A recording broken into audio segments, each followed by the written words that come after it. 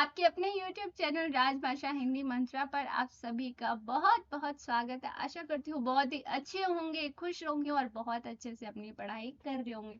तो हम पढ़ रहे थे भाषा विज्ञान। तो आज मैं आपके लिए उसी से रिलेटेड क्वेश्चंस लाई हूँ ताकि आपका अच्छे से रिवीजन हो जाए। क्योंकि हम जो पढ़ते हैं वो पढ़ना जितना जरूरी है उतना ही जरूरी होता है हमारा रिवीजन। और अगर हम वो क्वेश्चन के थ्रू करें, है ना, अगर जैसे जो भी हमने पढ़ा है उसके लिए अगर हमारे पास क्वेश्चंस हो कि किस तरह से क्वेश्चंस आ सकते हैं, तो उससे क्या होता है हमारी रिवीजन बहुत अच्छी हो जाती है और हम कम टाइम में पूरा का पूरा जो भी हमारा टॉपिक होता है उसको बहुत अच्छे से क्लियर कर लेते हैं। तो आज मैं आप लोगों के लिए लाई हूँ MCQs, जिसमें कि जो भी मैंने आपको पढ़ाया था लास्ट जितनी भी 3-4 क्लासेस हुई थी भाषा विज्ञान की जो मैंने ली है, अगर आपने वो वीडियो नहीं देखी है तो आप जाएंगे चैनल पे, प्लेलिस्ट है भाषा विज्ञान, उसमें आपको वो वीडियोस मिल जाएंगी और फिर आप उसको अच्छे से डिटेल में एकदम अच्छे से देख सकते हैं। मैंने उसमें आपको मैप के थ्रू समझाने की कोशिश की है कि किस क्षेत्र में कौन सी भाषाएं हैं या भौगोलिक क्षेत्र के आधार पर कौन कौन सी भाषा कहाँ कहाँ पे बांटा गया है। इस तरह से आप देखेंगे उसको बहुत अच्छे से आपको समझ आ जाएगा। तो हम बिना किसी देरी के वीडियो शुरू करते हैं। तो सबसे पहला हमारा क्वेश्चन है, गोंड किस परिवार की भाषा है। तो गोंड, अब हम क्या करेंगे कि जो भी हम जो टॉपिक जो क्वेश्चन है उसमें थोड़ा सा डिटेल में पढ़ते चलेंगे ताकि हमारा रिवीजन अच्छे से हो जाए। तो सबसे पहले गोंड किस परिवार की भाषा है। तो देखो, भौगोलिक क्षेत्र के आधार पर जो 4 भूखंड में बांटा गया था उसी में से क्या है, यूरेशिया। सब पहला आता है यूरेशिया। ठीक है, इसमें लिखने में थोड़ा प्रॉब्लम होता है तो आई होप आप लोग थोड़ा समझेंगे, बट यूरेशिया है। ओके,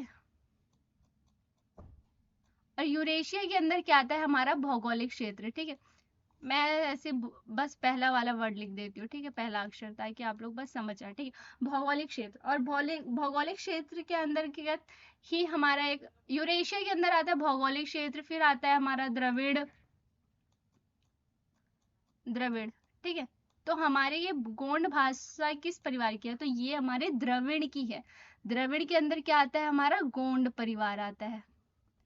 ठीक है, गोंड किस परिवार की भाषा है, तो हमारा आंसर हो जाएगा द्रविड़। और इसके अंदर कौन सी और महत्वपूर्ण भाषाएं थी हमारी द्रविड़ के अंदर, और कौन सी महत्वपूर्ण भाषाएं थी जो मैंने आपको कहा था कि थोड़ा याद कर लेना। तो हमारी सबसे पहले तो हमारी हो जाती है गोंड, द्रविड़ तो है ही, उसके साथ और क्या होती है, तो वो होती है तमिल, तमिल, मलयालम, मैं पहला अक्षर लिख रही हूँ, ठीक है, तेलुगु, गोंड, ओराव, कन्नड़, कन्नड़, ओराव और गोंड तो है ही। देखो, ये इंपॉर्टेंट भाषा है, जो महत्वपूर्ण भाषा है मैं आपको वो बता रही हूँ, तो इन सभी के नाम आप याद कर लो। ठीक है, आई होप आपको इतना क्लियर होगा। अगला क्वेश्चन है वो है, संविधान की 8वीं अनुसूची में शामिल कौन सी भाषा आग्नेय परिवार में से आई है। आग्नेय परिवार से अब कौन सी भाषाएं हैं, सबसे पहले तो जो 8वीं अनुसूची में शामिल की गई है वो कौन सी है हमारी, तो वो है हमारी संथाली। कौन सी है, संथाली। और इसमें जो और इम्पोर्टेंट जो वो है भाषाएं हैं वो और कौन सी हैं, तो इसमें है सबसे पहली मुंडा भाषा। ठीक है, और क्या, इसी को क्या कहते हैं, कोल भी कहते हैं, है ना। और क्या है इसमें, और है इसमें संथाली हो गया, और आता है एक मुंडारी होता है, मुंडारी, और एक होता है भूमिज।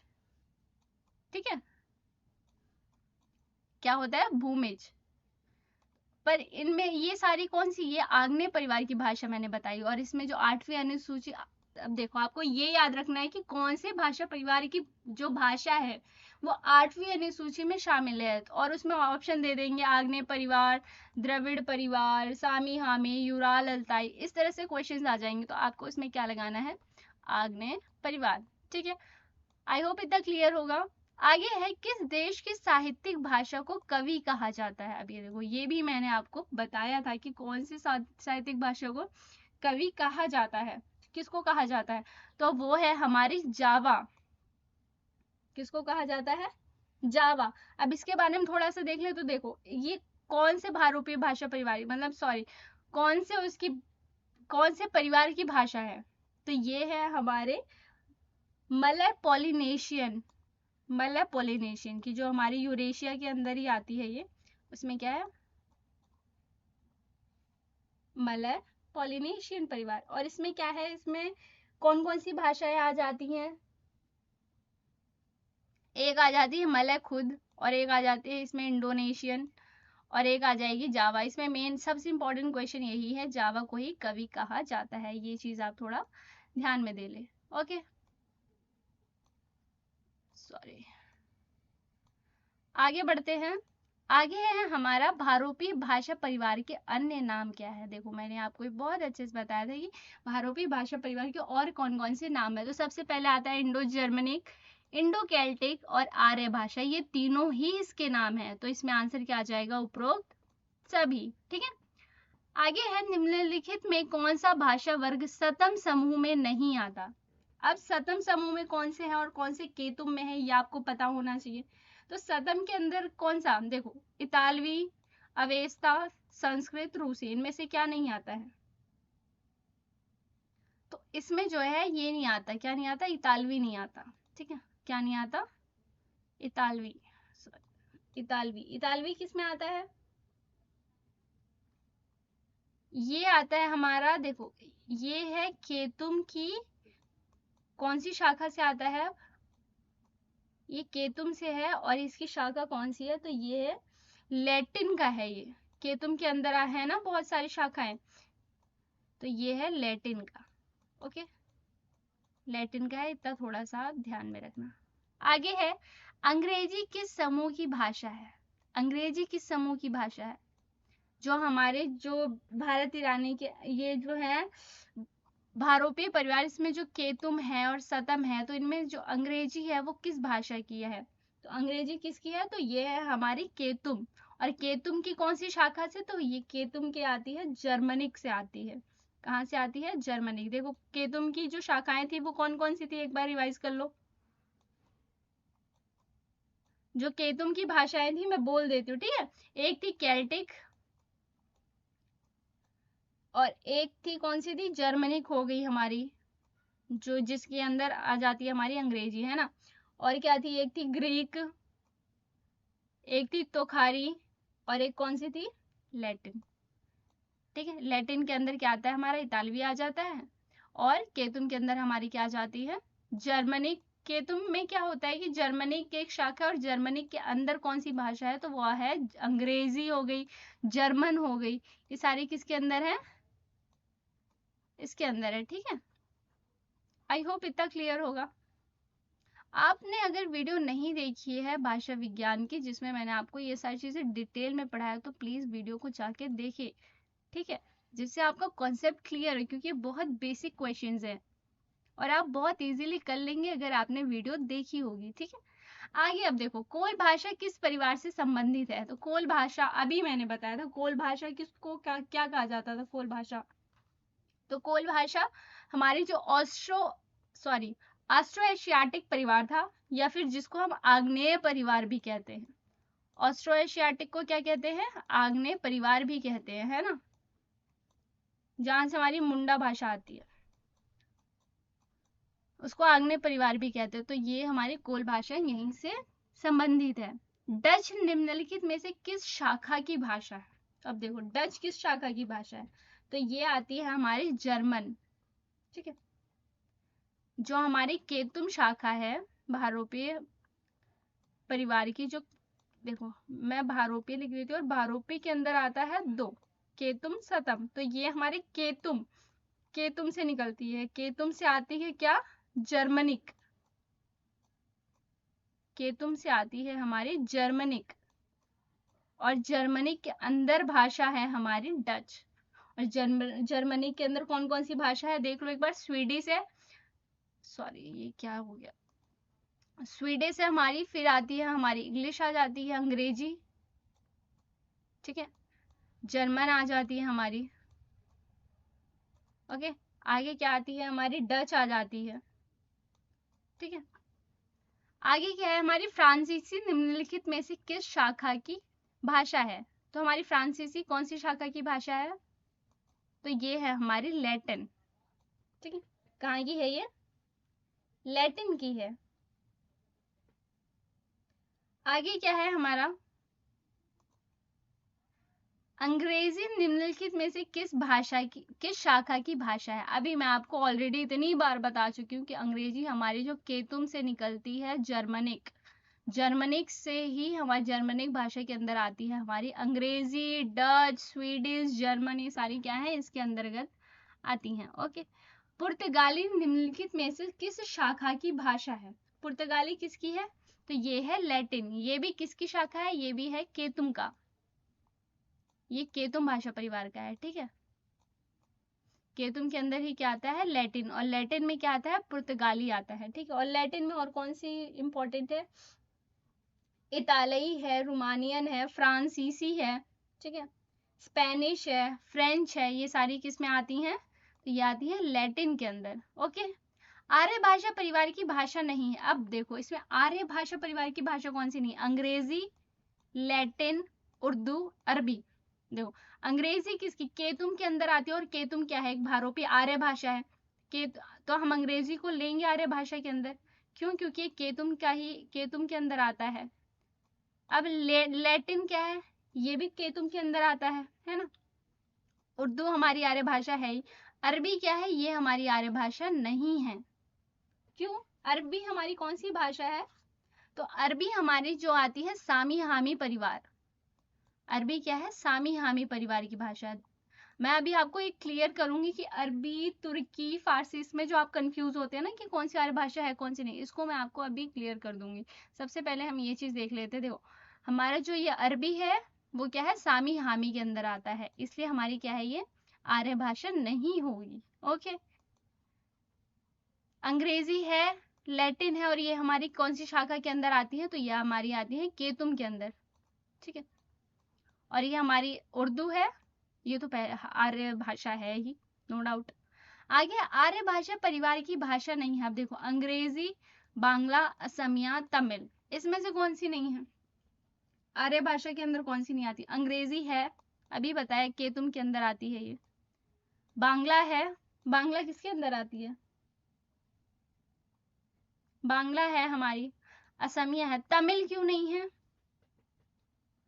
तमिल हमारी क्यों नहीं है इसके अंदर? क्यों? क्योंकि ये हमारे द्रविड़ परिवार की भाषा है। किसकी है? द्रविड़ परिवार की। द्रविड़ परिवार में हमारी ये वाली आती है। ठीक है, ये हमारी भारोपी आर्य भाषा के अंदर नहीं आती, इसलिए। और द्रविड़ में और कौन कौन सी आती है? मैंने आपको स्टार्टिंग पहला क्वेश्चन ही आई थिंक यही था, बताया था मैंने। आगे आर्य भाषा परिवार की भाषा नहीं है। आर्य भाषा परिवार की भाषा नहीं है। अब इनमें से क्या नहीं है? संस्कृत, ये दर्द नहीं दर्द है, दर्द, वो गलती से लिख गया। ठीक है, ये दर्द है। अंग्रेजी, फारसी। अब देखो इसमें है अंग्रेजी आर्य भाषा नहीं माना। अब आप कहोगे कि अभी तक तो हम आर्य भाषा अंग्रेजी को मान रहे थे, यहाँ पे क्यों नहीं माना? तो देखो दोनों में अंतर क्या है। सबसे पहली बात, हमारी जो भारोपी आर्य भाषा है, मैं पहला वर्ड लिख रही हूँ बस, ठीक है, आप समझ जाना। भारोपी के अंदर क्या क्या है? देखो एक आता है हमारा केतुम, और एक आता है हमारा सतम। ठीक है, ओके। आपको मैंने बताया भारोपी आर्य भाषा के अंदर ये सब आता है। तो भारोपीय को कुछ विद्वान आर्य भाषा नाम देते हैं, भारोपीय के स्थान पे क्या देते हैं? आर्य भाषा नाम देते हैं, है ना। तो अगर उनके हिसाब से देखो तो केतुम और सतम के अंदर जितनी भाषा हुई वो भी तो हमारी आर्य भाषा के अंदर ही आएगी ना, वो तो कुछ अलग से नहीं है ना। तो क्या होगा कि जो हमारा ये अंग्रेजी है ये आता है हमारे केतुम की जो शाखा है जर्मन, क्या है? जर्मनिक। उसके अंदर ही क्या आती है? हमारी अंग्रेजी भाषा आती है। तो जाहिर सी बात है, अगर देखो अगर ये मान लो कि ये एक फैमिली है जिसका सरनेम क्या है? भारद्वाज है। ठीक है, भारद्वाज मान लेते हैं। ओके, तो जाहिर सी बात है इसकी जो इनसे जो रिलेटिव होंगे, जो सगे वाले होंगे, वो सभी भारद्वाज ही होंगे। कभी ऐसा देखा है दादाजी का नाम भारद्वाज सरनेम हुआ बट फिर आगे बच्चों का नाम बदलता हुआ? ऐसा तो कुछ नहीं है, भारद्वाज ही रहेगा। तो जाहिर सी बात है अगर कुछ विद्वानों ने इसको क्या माना है, आर्य भाषा माना है, तो इसके अंदर जितनी भाषाएं, जितनी शाखाएं आएंगी वो भी तो आर्य भाषाएं होंगी। ठीक है, तो हम किस हिसाब से इंग्लिश को, अंग्रेजी को वो आर्य भाषा के अंदर रखेंगे? जब हमारी सारी, एक मिनट मैं इसको पहले इरेज कर दूं ताकि आपको साफ दिखे और सही से आपको कोई कंफ्यूजन ना हो। देखो, हाँ, हम अंग्रेजी को तब आर्य भाषा के अंदर मानेंगे जब हमारे ऑप्शंस में क्या होगा, कोई एक ऐसी भाषा होगी जो हमारी भारोपी भाषा परिवार के बाहर की होगी। जैसे अरबी क्या है, वो हमारी सामी हामी परिवार की भाषा है। अरबी क्या, अब ऑप्शन में दे दिया, अरबी हो गया, अरबी, या फिर बांग्ला, अंग्रेजी, असमिया, या फिर ये हटाओ, इजी वाले बताती हूँ मैं तुम्हें। देखो, अंग्रेजी, अंग्रेजी हमारी है, ठीक है, अंग्रेजी हो गया, एक हो गई हमारी अरबी हो गई, ठीक है, एक हो गई हमारी उर्दू हो गई, ओके, और एक हो गई हमारी फारसी। अब आपको ये पता है, एकदम 100% श्योर हैं कि हमारी जो फारसी है वो एक क्या है, आर्य भाषा है, उर्दू भी आर्य भाषा है। अब अंग्रेजी और अरबी में क्या है, देखो अंग्रेजी क्या है हमारे, ये क्या है, ये हमारे केतुम वर्ग के अंदर आती है ना, अंग्रेजी केतुम के जर्मन से आती है ना, तो और ये जो हमारी अरबी है, अरबी कहाँ से आती है, तो ये हमारे सामी हामी परिवार की, ये तो बिल्कुल अलग फैमिली हो गई ना यार। देखो, ये तो हमारी सामी हामी एकदम अलग क्षेत्र हो जा, अलग परिवार हो जाता है, तो ये कैसे हो सकती है आर्य भाषा? वहां पे हम अंग्रेजी को आर्य भाषा मानेंगे। पर अगर ऐसा होता है, इसको इरेज कर दूं मैं पहले। अब इतना क्लियर हुआ कि अंग्रेजी को कब मानेंगे। आगे ये है कि हम अंग्रेजी को कब नहीं मानेंगे आर्य भाषा के अंदर।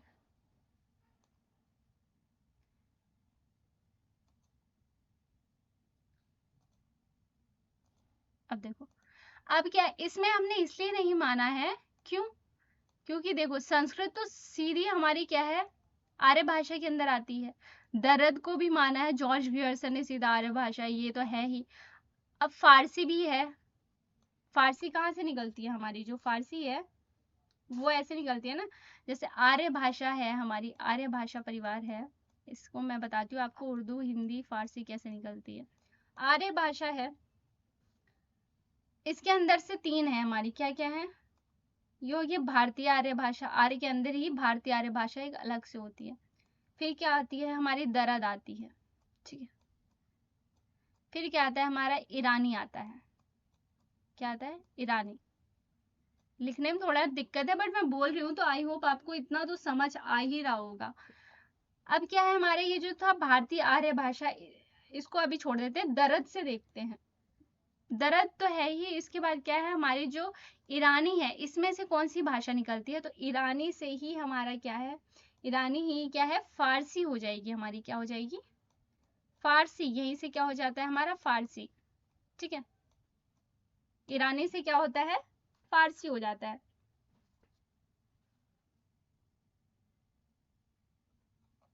अब ये जो भारतीय आर्य भाषा थी, इससे क्या होता है, इससे क्या निकलता है, तो इससे आती है हमारी संस्कृत पाली अपभ्रंश, ठीक है, संस्कृत पाली और अपभ्रंश आता है, ओके। और फिर अपभ्रंश से ही क्या निकलती है हमारी, शौर सेनी निकलती है, क्या निकलती है, शौर सेनी, ओके। शौर सेनी कहाँ से निकलती है, अपभ्रंश। और शौर सेनी से क्या निकलता है, दो निकलता है, एक होता है हमारा ब्रज और दूसरी क्या होती है, खड़ी बोली।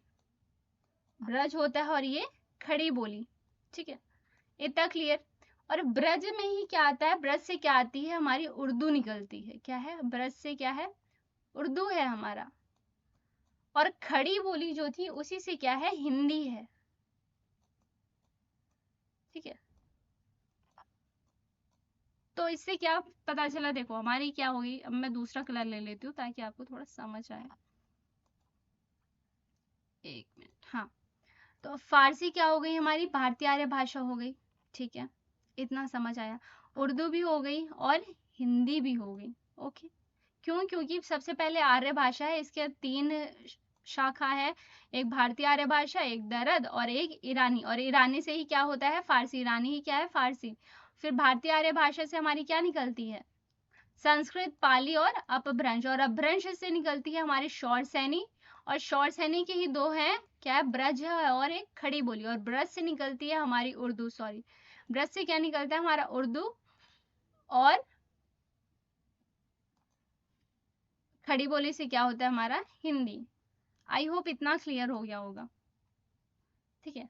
अब आपको समझ आया कि हमें अंग्रेजी कब, हमें उसमें आर्य भाषा अंग्रेजी को कब मानना है और कब नहीं मानना है। जब हमारे ऑप्शन में कोई और, अगर किसी और भाषा परिवार दे रखा है और फिर अंग्रेजी है, तो हम किसी और भाषा परिवार को ही निकालेंगे, है ना।